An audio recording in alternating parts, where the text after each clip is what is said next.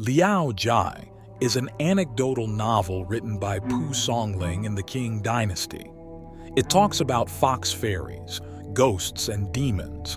It reflects the social outlook of China in the 18th century and satirizes the era at that time. The first novel of Testing the City God tells the story of the protagonist Song Tao, who was invited by a god to pass the exam after his death. However, Mr. Song, on the grounds of filial piety to his mother, begged to take up the post again after 100 years.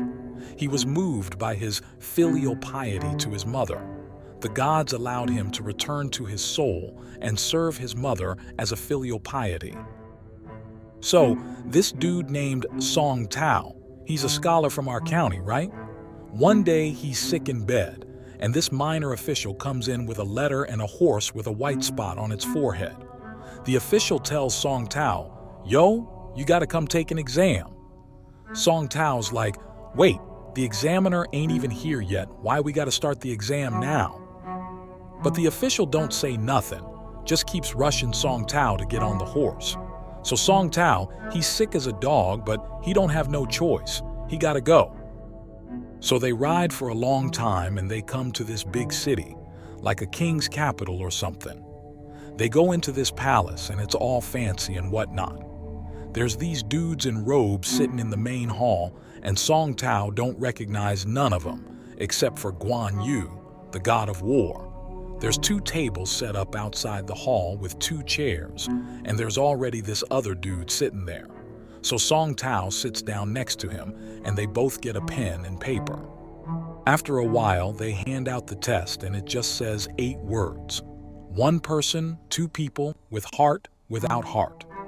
So Song Tao and the other dude start writing, and they finish pretty quick. They hand their papers in, and Song Tao's got this line in his essay that says, "If you do good with a good heart, you still might not get rewarded. If you do bad with a bad heart, you still might not get punished." So the gods read Song Tao's essay and they're all like, "Damn, this dude is woke." They call him up to the front and say, "Yo, we need a new city god in Henan and you're the perfect guy for the job." Song Tao's like, "Wait, what? I ain't ready for that.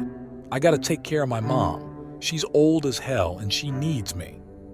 So the dude who looks like the king calls for Song Tao's mom's life book. This other dude with a beard brings it over, flips through it and says, "She's got 9 years left." The gods are all like, what do we do?" And Guan Yu's like, "I got it. Let's have this Zhang dude fill in for 9 years. So they tell Song Tao, "You should be starting right away, but you're a good son, so we'll give you 9 years off. Come back when you're ready." So Song Tao and the other dude, Zhang, they bow down and leave. Zhang shakes Song Tao's hand and tells him he's from Changshan County. He even writes a poem for Song Tao, but I can't remember the whole thing. Just some lines about flowers and wine and candles and lights. So Song Tao gets on his horse and rides back home. When he gets there, it's like he woke up from a dream. Turns out he's been dead for 3 days. His mom hears him moaning in the coffin, and she opens it up and sees him alive. She's so shocked she can't even speak for a while. Later, they go to Changshan County and ask around, and sure enough, there was a dude named Zhang who died on the same day as Song Tao. 9 years later, Song Tao's mom dies. He takes care of her funeral, takes a bath, puts on some new clothes, and goes into his room. And then he dies. Song Tao's in-laws live in the west gate of the city. One day, they see Song Tao riding a big red horse with a bunch of servants and carriages. He comes to their house to say goodbye. They're all like, "What the hell? How are you alive?" They run over to Song Tao's house and find out that he's dead. So yeah, that's the story of Song Tao.